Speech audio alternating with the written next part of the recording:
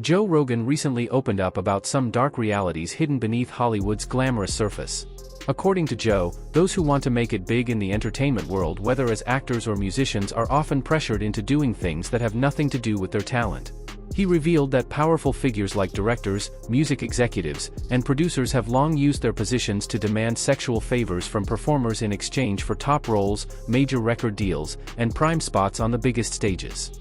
Joe didn't stop there. He also called out specific individuals who have reportedly used their industry clout to manipulate and exploit up-and-coming talent, trading career opportunities for personal gain. This is just from what I heard. Right. But, you know, Tarantino was telling us about this old-school Hollywood producer who had a bedroom in his office. Sure. So you would go into his office, and this is like, you know, in the 60s or whatever. So he had his office, and then he had a whole bedroom in his studio. Yeah. Where he would bang all the starlets. Like, if you wanted to be a star, you had to bang that guy. Which is just the deal with the devil that has always been that business. That's always been there. That's always been there. It's like why people start cults. Yeah. They always end up being cults, right? All these 100% of the time. All of these guys on Netflix, it ends up being creepy and sexual. Yep, all of them. That's part of it. And I think if you have that kind of power and people, and you've got a steady stream of people walking in your door. Yeah, and you're also doing this very specific thing where you're choosing the most beautiful people to be in these incredible films. Right. Children in the entertainment industry often pay the heaviest price, and what makes it worse is that their own parents are frequently aware of what's going on. Hollywood runs on silence. It always has. The casting couch is nothing new. It has been part of this industry for generations. On any given film or TV set, people know. The crew knows what the director or producer is doing behind closed doors. They know what certain performers had to go through just to land a role. And yet nobody speaks up. Why? Because money talks. As long as the checks keep coming, people look the other way. That is the uncomfortable truth at the heart of Hollywood, and the children caught in the middle of it suffer the consequences while the adults around them choose profit over protection. Hollywood managers who manage kids, it's a racket, man. Did you hear that kid from Strange... These kids, dude. That kid from Strange Things? Stranger Things. He just left his manager, and they're alleging they just left their agent. See if you can find that. Owen Benjamin. The curly-haired kid. Oh, yeah. And he's Owen in Benjamin just put it on his Instagram today because Owen has been taking a lot of heat online because he said that a 3-year-old kid shouldn't be transgender, and people giving him a hard time saying he's a bigot. Like, are you out of your mind? When What's up with this transgender? Stranger Things actor dropped agent because of accused of sexual assault. Disney star follows suit. Jesus Christ. This is nuts. Watch man. An Open Secret, and they go through, dude, they're accusing people. It's for free, I think, on Vimeo. Yeah, you can watch it for free. An Open Secret. Just on YouTube or something? On Vimeo. You know what Sturgill Simpson told me? He said the same thing exists in music. What? He said in music there's a bunch of pedos and pederasty in music as well. The entertainment business all the way through. Music, this was about. This is about music and movies and TV. It's about the whole entertainment business. Women and kids. Mostly kids. And Mostly sometimes kids. Dudes. You know, Terry Crews said that he was attacked. Well, not attacked. Some dude grabbed his... taken from his wife. Some famous dude grabbed his... Hollywood's power sits in the hands of a very small circle: directors, producers, writers, and music executives who have quietly controlled the industry for decades. In recent years, some of that circle has finally been exposed. Names like Harvey Weinstein, Sean Diddy Combs, R. Kelly, and Woody Allen, all major figures in film and music, have faced serious public accusations. These men worked closely with hundreds of artists and performers throughout their careers. And according to many accounts, people inside the industry were well aware of what was happening. Yet most stayed quiet, choosing to protect their jobs over speaking out. Now, some people are pointing fingers at Oprah Winfrey as well, suggesting she may be part of this same powerful circle. The argument being made is that it seems unlikely to be pure coincidence that Oprah has maintained close friendships with nearly every high-profile figure who has since been exposed for misconduct over the past decade. Oprah publicly supported victims of assault in the wake of numerous allegations against Harvey Weinstein, singer Seal Instagrammed this meme. Showing Winfrey kissing the disgraced mogul, it reads, "When you have been part of the problem for decades, but suddenly they all think you are the solution." Please welcome Seal! The 54-year-old who's appeared on Oprah's show captioned his post, "Oh, I forgot, that's right, you'd heard the rumors, but you had no idea he was actually serially young starry-eyed actresses, my bad." While Weinstein maintains his innocence, Seal hasn't commented further, and Oprah has not responded. This moment is a really powerful time for everybody to get woke. Fans have come to her defense, pointing out Winfrey is a survivor. They also posted pics of Seal's ex, Heidi Klum, kissing Weinstein too. Joe Rogan recently brought this up on his podcast in an episode featuring Kim Dillon. He claimed that Oprah Winfrey had a long-standing professional relationship with Harvey Weinstein spanning several decades and that she, along with most people in Hollywood, were fully aware of his behavior. According to what was discussed, Weinstein allegedly had a clause buried in his contracts that legally blocked anyone from taking him to court over his actions. On top of that, it was claimed that he used the promise of movie roles as leverage, offering career opportunities in exchange for sexual favors. It's the other thing about him it's so crazy is how many photographs of famous people were with him and how many people thanked him when they won the award. Of course. It's so, and how it was this open secret, but it's just like they accepted this deal with the devil. Like the devil's going to make you a star if you suck. And apparently that's what he would do. Yeah. Whitney told me that there was girls that he knew, girls that she knew rather, that did the deal. And it was a deal. Like he's going to get you in this movie, and they got in the movie. Like he would hold up his end of the bargain, which is one of the reasons why he was so powerful, because he really could. He wasn't just everybody. According to various reports and legal investigations, both Harvey Weinstein and Jeffrey Epstein have been accused of recruiting young individuals and bringing them into circles of powerful and wealthy people, including visits to Epstein's private island. Throughout history, whether they were kings or what, human beings are human beings universally. So everybody is a supplier. Epstein, Weinstein, like these guys knew what these extremists liked and provided it, and provided the way for you to to have $1 billion and not create a fantasy island type environment has not existed throughout history. Right. Powerful people in the entertainment world have long used the promise of fame and fortune and sometimes even intimidation to get young actors and performers to go along with whatever they wanted. Out of everyone in Hollywood, Joe Rogan has one name he truly looks up to: Dave Chappelle. The reason is simple: Dave walked away from the money. Chappelle was handed a $100 million deal, and he turned it down flat. Even Oprah questioned his decision, asking if he had lost his mind. But Dave had a very clear answer. He knew that accepting that money meant handing over control of himself. He wasn't willing to do that. After he said no, Oprah publicly mocked him for it. Back then, almost nobody understood what Dave was really standing up for except Joe Rogan. But today, the full picture is coming into focus, and more people are starting to see exactly what Dave Chappelle saw all along. It was completely outside of my frame of reference. I've been in show business since I was 14, and I've heard the stories of what happens, and I've seen these kinds of things play out in front of me. Okay. When you say you heard the stories, what do you mean? What stories? I mean, you see before, look, Mariah Carey made a $100 million deal, and 3 months later, she's all of a sudden mysteriously crazy. Or Martin Lawrence punches through and he's waving a gun on the street screaming, "They're trying to kill me." Yeah, we hear those stories. And it always happens around the time of their career where it seems as though they're crossing over the next plateau. Yeah.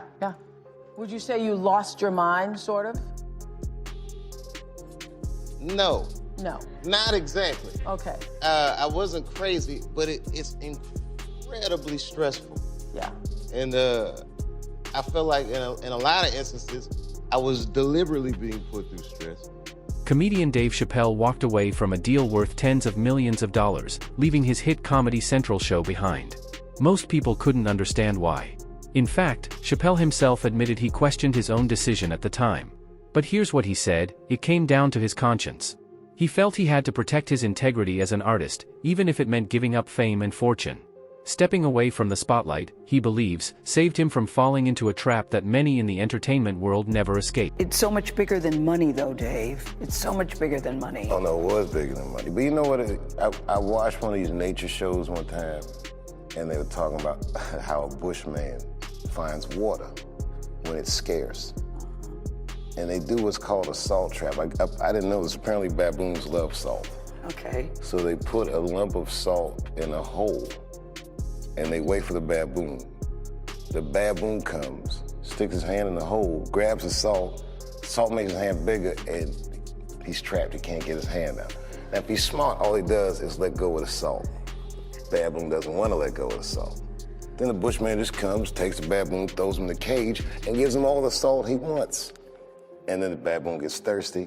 The bushman lets him out the cage. The first place the baboon runs to is water. The bushman follows him, and they both drink to their fill. And in that analogy, I felt like the baboon. But I was smart enough to let go of the salt. For years, many people wondered why Oprah Winfrey never publicly addressed Harvey Weinstein's behavior before his arrest. Once Weinstein was taken into custody, Oprah seemed to sense the backlash heading her way.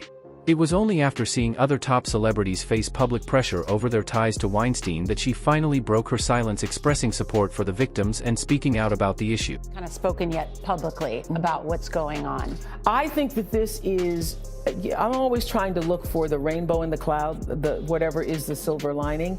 And this is what I do know for sure. When something this major happens, when you have the fallout, 50 women coming forward, that it's a watershed moment. And what I do believe is actually happening is that, first of all, it's triggering a lot of unreleased pain, repressed anger, guilt, and suffering that a lot of women have had. I happened to be on set with several actresses the other day, and we were filming some things, and they were like, hadn't slept over a period of 2 or 3 days, and I was like, what is that? I said, oh, you guys are suffering from PTSD. And when you start talking about it out loud, too. Everybody has a story. Everybody has a story. And so I think this is a watershed moment. I think this is a moment where no matter what business you work in, there have been women who not only had the disease to please, that's a part of it, but who felt that in order to keep my job, in order to keep my position, in order to keep moving forward, I've got to smile, I've got to look the other way, I got to pretend he didn't say that, I got to pretend he didn't touch me. I think those days are about to be over. Are over. And if it happens to you back in the day, you would say, sometimes you're not even aware what he just said wasn't really inappropriate. I know you've had a couple moments. Where you just think, what did he just say? Yes, I remember Gail had a moment when she came and said to me what somebody said to her was so inappropriate. I was like, oh my God, you can sue over that. But no, and all I said was, what did you say? And then they repeated it. Yes. It's terrible. I just sat there typing with my 20-something-year-old. You pretend you didn't hear it. Yes. You pretend it's okay. You pretend you didn't. No, it isn't. You're right, Jeff. It absolutely, you're absolutely right. But a lot of women have been silenced, and I know. But I do think it's going to change. Being a victim of that, when you feel like you cannot be heard, and then other people start speaking out, it makes you feel like, oh, now I can speak out too. Yeah. So, and you've been speaking about it for years. Yeah. There's so many horrific accusations, though, involving young singers, like children. Yeah, it's disgusting. It's insane. He makes R. Kelly look like a decent guy. Yeah. It's so crazy. It is crazy. And meanwhile, the guy was like hanging out with Oprah, hanging out with Obama, Jay-Z, everybody. Now, what were these high-profile individuals actually doing on Epstein's Island? Rather than speculate, I'll let Roger Avery speak to that. He's an accomplished film director, producer, and Oscar-winning screenwriter widely recognized for his work on Pulp Fiction. Man, like that's you think, so that you think is real. So well, yeah. Not only that, I think that there's sacrifices going on every day in Los Angeles. I mean, allegedly, like high-level musicians, let's say, high-level female musician is like chickens every day doing sacrifices, like high level. I don't want to say. I don't want to say names because I don't want to get sued, and I don't want to be dead either. What is it? Joe Rogan has openly talked about how certain powerful people in Hollywood look down on others and act like they're better than everyone else. There's an arrogance that some stars had, like particularly in the 90s. When I first came to Hollywood, and this is like really evident for me because I was not a star, but I was on a television show. So I got to be around a lot of stars. And there was a way that some of them would treat you. They would let you know that you are subhuman. You are below them. They would communicate with you in the most disrespectful and dismissive ways. Like weird, like mousy guys that I could like instantly. And they would just be rude to you in a really weird way because they had power. They had power, and then when an executive would come over, they would turn on the charm. They'd be smiling and laughing, and then you would talk to them at the craft service, and they would dismiss you in the shittiest ways. I encountered a bunch of that. Yeah. It was commonplace, and it was, I think, a thing that they aspired to. And this is where the story gets really dark. Stephen "Twitch" Boss worked as an executive producer on the Ellen DeGeneres show for almost 8 years, right until it ended in 2022. Then, just months later, on December 13, 2022, Twitch tragically took his own life. Nobody understood why until a note surfaced. In it, he reportedly blamed Ellen directly. On top of that, several online sources claim that Twitch had been holding serious, damaging evidence connected to both Ellen DeGeneres and Sean "Diddy" Combs. These claims remain unverified and have not been officially confirmed. We're learning more tonight about the tragic side of Stephen "Twitch" Boss and the detailed steps he took to hide his plans. TMZ is reporting when Twitch left his home the day before his suicide, he took an Uber to a motel about a mile away. At the motel, he switched his phone to airplane mode so no one could reach him. The motel manager says he checked in under his own name and never left his room. We also now know that Twitch left a suicide note. Details have not been made public, but TMZ reports the note alluded to challenges Twitch had faced in the past. Entertainer Tyler Perry knows firsthand what that is like. I want to take you back to a time in my life where I tried to commit suicide a couple of times because it was so dark. I thought the only way to make this better, this pain go away, is to end my life. Had any of those attempts happened, I would have missed the best part of my life. Reports have surfaced about what was allegedly happening at parties Ellen hosted, with Diddy's involvement. Comedian Richard Pryor had already claimed that powerful Hollywood insiders were running drug-filled, adult-only gatherings. And here's the key part: this was all before Diddy's scandal even became public. He wasn't the only one. Speak out? Your career was over. No more invites. Your name permanently buried. Now I'm in Malibu, and it's supposed to be the shit, but but I didn't understand that. I'm with a black man that owns his house in Malibu. That's unheard of. Flip made it clear. He said, yeah, there's other black people here. Miles Davis is down the street. He's renting. So-and-so, he's renting. I own my but I still didn't get it because I'm young. It's like, this is some boring shit out here on Malibu, the white people left and right, what's going on? So Flip one day looked at me and said, oh, you want to see the shit?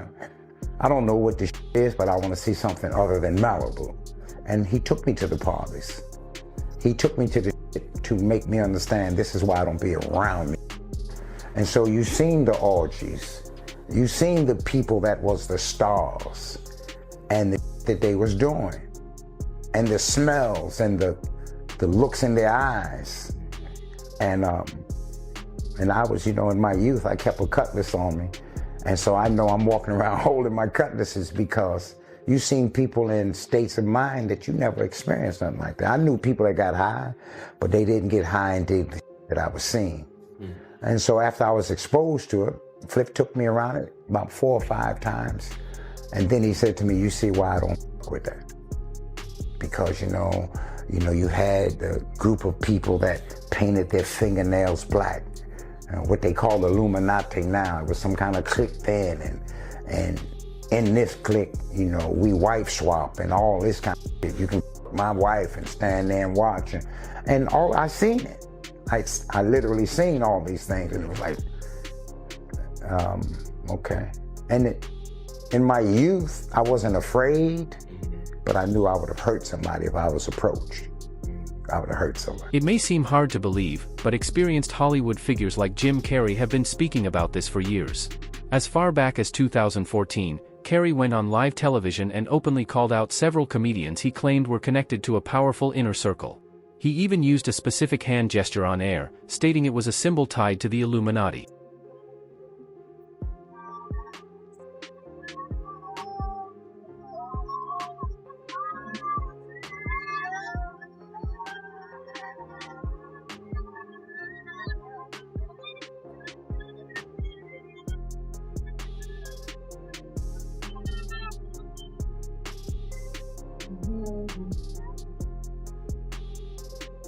Oh, thank you for coming.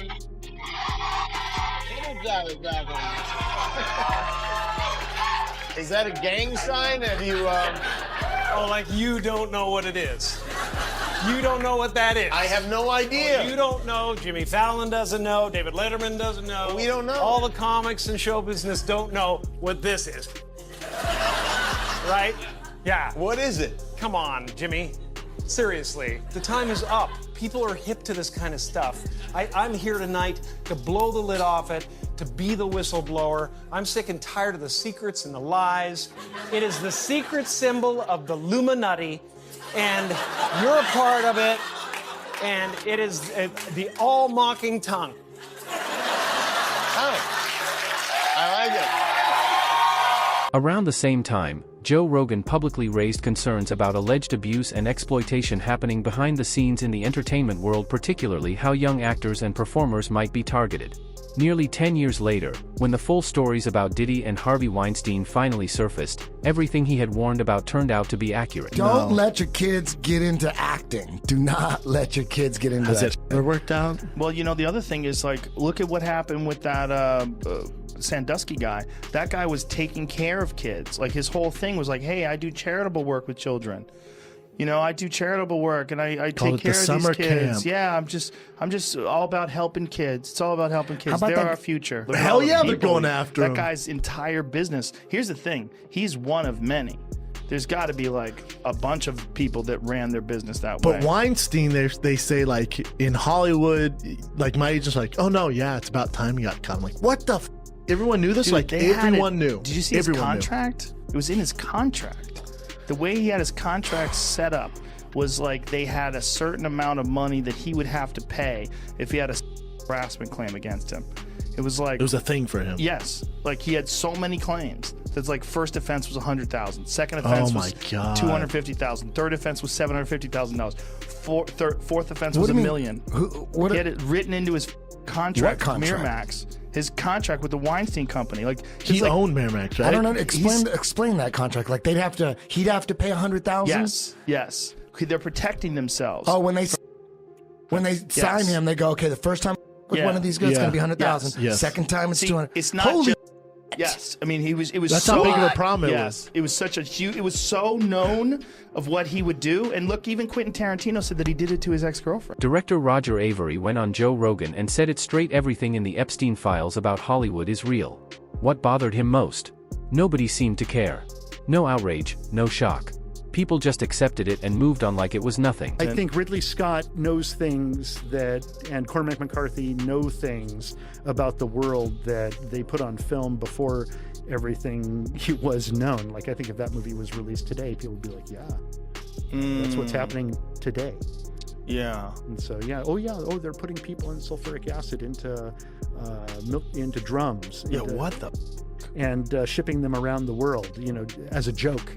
That's in the film. Yeah, there's all sorts. Did you see the thing in the Epstein files? Oh yeah, like they ordered those Epstein files. In fact, I can't believe that. Like, everybody just kind of like, okay, and they're moving on with their lives. Did you see that guy at the Atlanta airport flipping out, the well-dressed black dude who just freaks out in the Atlanta? Just like a couple of days ago. I saw it on YouTube, and I saw it on Twitter or X, and this guy's just freaking out in the Atlanta airport. He's like, I read the Epstein files. Like, all of you're going about your lives like nothing's happening. Look, you're all zombies. And he's right. It's like Invasion of the Body Snatchers. Everybody is just numb to everything. Like the Epstein network, what Eddie Bravo thinks really happened. This is where things get really interesting. On Joe Rogan's podcast, Eddie Bravo, a regular guest on the show, shared his take on the Epstein list and why so many powerful people seem to be connected to the same circle. His theory is straightforward: hidden cameras, young victims, and a carefully managed guest list may have been used as tools to trap and control influential figures. We're talking about people from Hollywood, politics, big finance, and even top universities, all potentially caught in the same web. The idea is that this wasn't random. It was a system designed to give certain people leverage over some of the most powerful names in the world. It seems so crazy to think there's not a list. That's what Jimmy said. He's a tinfoil hat guy. There's a lady in jail for to no one. Like, there's no one who's been arrested that she said to. And that's what Aaron said. Well, there's a list that's out. Who knows if it's fake? I don't know. It could be a fake list. Who knows? But Chris Tucker's on that list, and they asked Chris Tucker on a podcast, "What's up with you being on the list?" He didn't do what Jimmy Kimmel said. Jimmy Kimmel said it's a fake list. Who cares what that list says? It's fake. Right. Chris Tucker goes, "Yeah, I did go on that flight, but we went to Africa, and I went with a bunch of diplomats. I didn't know who the Epstein guy was." Like, Chris Tucker says, like, "I had no idea. We were on this plane. We were going to Africa, do some diplomatic shit, and turns out he's I didn't know." Well, they definitely got people connected to him by using famous people. Yeah. Because, so, my point was, Chris Tucker basically confirmed that the list was like legit because he's on it.